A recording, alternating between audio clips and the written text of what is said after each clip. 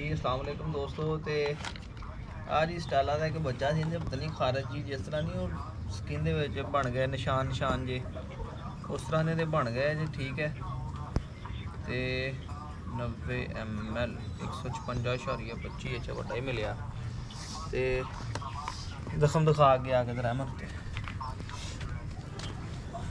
इस तरह ना स्किन के उत्ते ना बन गए खांदा खुंदा है उदा लत्तां ते भी मगर सुस्त आ अगे नालों ना एक्टिव उस हिसाब का नहीं है। तो मैं अज सुबह देखा सीगा उन्हें वास्ते दवाइयाँ लैके आया वैसे कालपोल लैके आया आ पेरीटोन एंटी एलर्जी आ।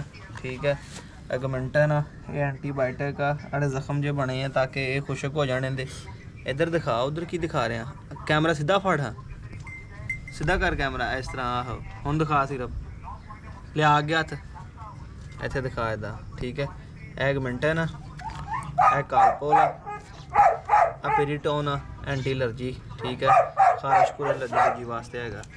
एगमेंटन बनाने वास्ते तो गर्म पानी चाहिए होंगे।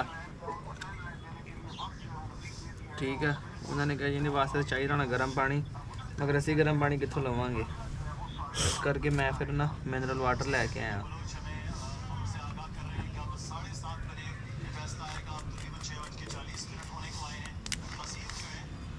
ए जी खुल गया पड़ोल इत्थे का निशान लगा होना यह निशान है दिखा अगे हो गया तेरा मन। ठीक है एक मिनट का निशान लगा आ असी हुण इत्थे घर नहीं है इस करके मैं मिनरल वाटर लैके आया सीगा। बिस्मिल्लाह देखते हैं जी तंदुरुस्ती हुई तो इंशाअल्लाह ताला तुहानू ठीक करके दिखावांगे बाकी अल्लाह नबी वारस आ।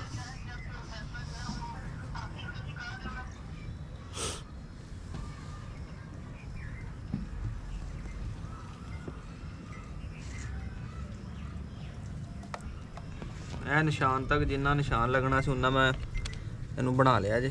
ठीक है तो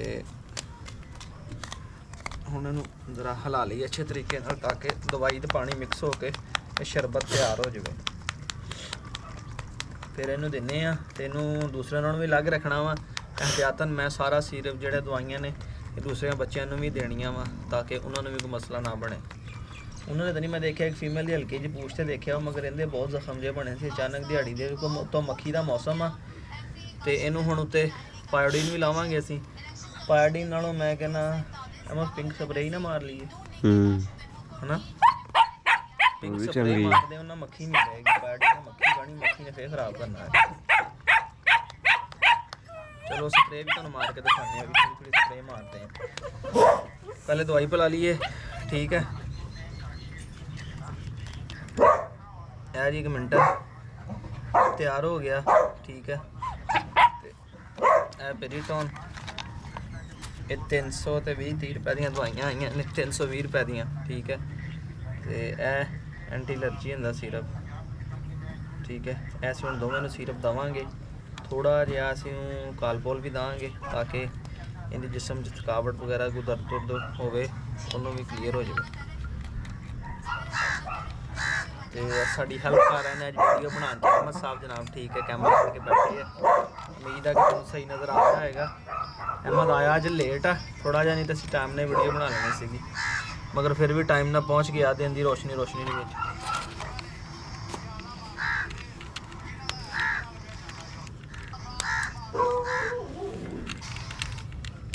ते हर कंपनी ने अपनी पैकिंग का स्टाइल अपना ही रखा है।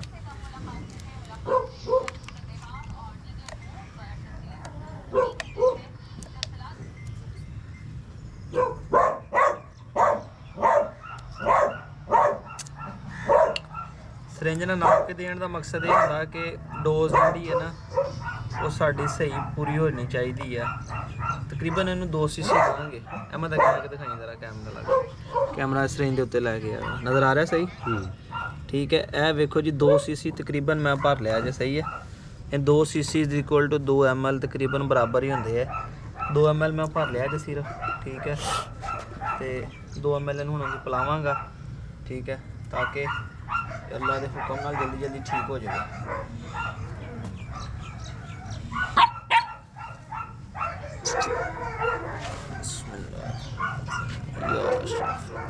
मूँह तो इंज घुट लिया ना आराम आराम नाल ज़ुबान ते पावांगे ताकि ए कोड़ी कोड़ी अरे अम्मा कोड़ी ओ तेरी भैन ओए कोड़ी ओए नेक्स्ट ਇਹਨੂੰ ਦਿੰਨੇ ਆ ਜੀ ਬਿਲੀਟਨ ਠੀਕ ਹੈ ਇਹ ਵੀ 2 ਸੀਸੀ ਦੇਣਾ ਇਹਨੂੰ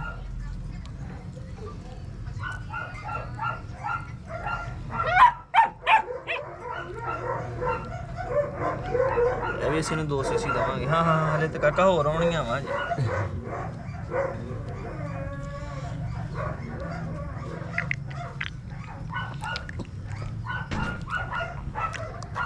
अंदर स्प्रे पड़ी ना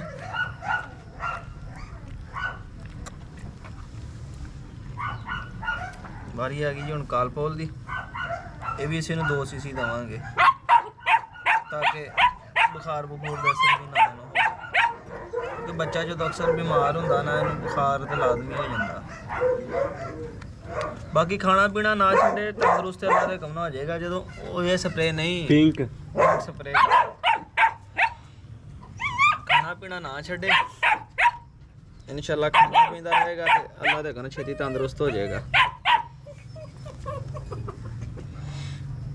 लेकिन मक्खी मक्खी ज़्यादा खराब किया स्प्रे मारांगे ना उन्होंने मक्खी नहीं बैठेगी तो जो मक्खी नहीं बैठेगी फिर जख्म खराब नहीं होएगा ना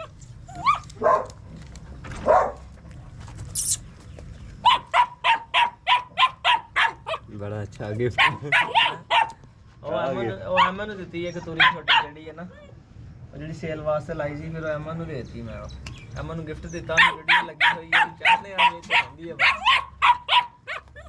है अमन लैके आया हूँ वैसे माशाल्लाह कान भी खड़े कर गई हम 2 महीने तो कुछ दिन की होगी तकरीबन अमन साम भी अच्छे तरीके रहा अमन जो पहली कतोरी दी सी उदों इन्हें मैं गल कही सी अहमद ये तेरा टेस्ट तू बस इनू संभाल पहले तो लैके गए साना सौदा करके ना वो बूफर के नाल फिर आउंदा जांदा रहा सलाम दुआ हो गई मैं कहा चल तू संभाल ये तेरा टेस्ट आ जो तेरा टेस्ट पास होएगा फिर तेन दसांगे अमन इदां ही गल होई सी हाँ जी चलो जी फिर अमन ने चंगे तरीके नाल कतूरी संभाली बीमार होई इन्हें फिर भी अच्छी टेक केयर की उहदी जिद्दां जिद्दां मैं दसदा रहा उदा उदा करदा रहा इन्हें माशाल्लाह सैट कर ली वो ते वो फिर देख के तो जनाब हुण मैं इहनूं ए लैके दित्ती अहमद नूं सेल वास्ते लाई सी फिर मैं अहमद नूं दे दिन्ने यार चल सांभेगा तो माशाल्लाह सांभ भी चंगी रहा वेखो ना कंचन भी खड़े कर गई बिल्कुल अगे नाल कद भी कड्ढिया कद भी कड्ढे अगे नालों ते हुशियार भी बड़ी हो गई है भौंकण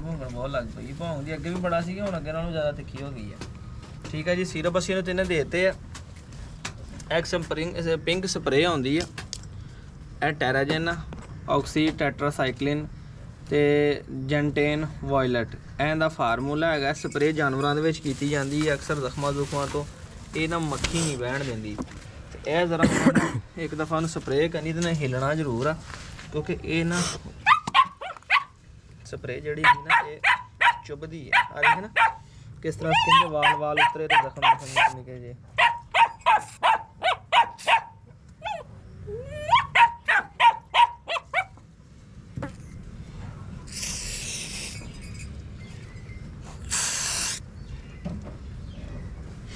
मुंह ते बड़े यार निके निके हर जगह ही बने हैं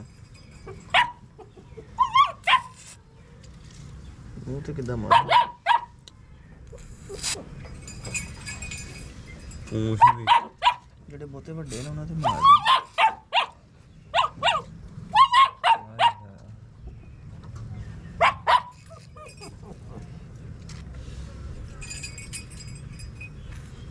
पूरे जिस्म तो ही बन गया दिल पता नहीं अंदर सी अंदरों बाहर निकल आएगी एक दिहाड़ी तो पता नहीं लगा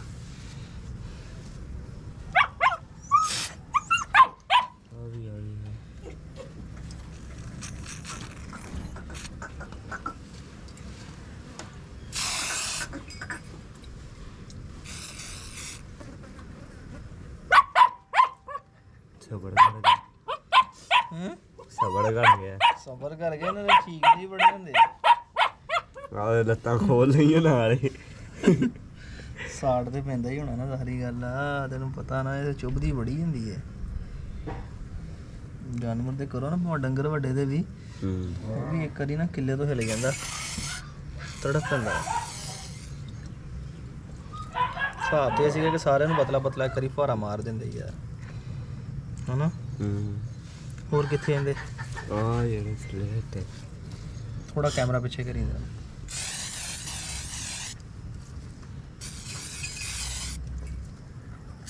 ਚੈਸਟ ਤੇ ਵੀ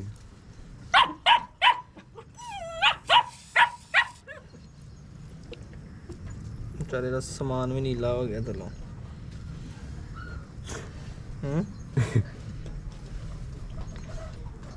ਇਹਦੇ ਨਾਲ ਇਹ ਨਾ ਮੱਖੀ ਨਹੀਂ ਬਹੂਗੀ ਇਹਦੇ ਤੋਂ।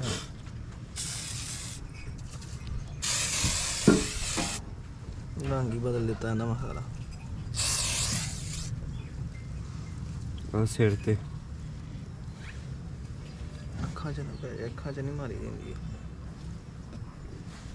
ਅੱਖਾਂ ਬੰਦ ਕਰ ਦੇ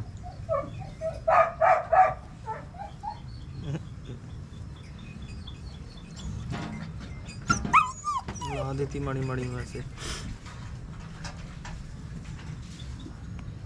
ठीक है, देखो कुछ रह तो नहीं गई। ਆ ਮੱਥਾ ਯਾਰ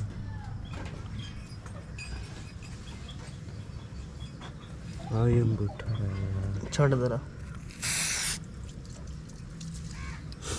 अद्धी बोतल है नहीं मार देती मैं कहना। चलो कोई गल नहीं। ए जी इन्होंने स्प्रे मार देती है, ठीक है। जो स्प्रे मार के तो हम रखा दूसरा नालों अलग, क्योंकि ये मक्खी ने ज़्यादा ना जख्म खराब करना है। तो इंशाअल्लाह ताला आई होप के थोड़ी दुआ नाल अल्लाह खैर करे, तंदुरुस्ती है मन करी तंदुरुस्ती होएगी इंशाअल्लाह, सैट होएगा। तो अज के वीलॉग का इत्थे खत्म करते हैं। आई होप के इंशाअल्लाह बेहतर होवे, तुहानूं दिखाइए जनाब।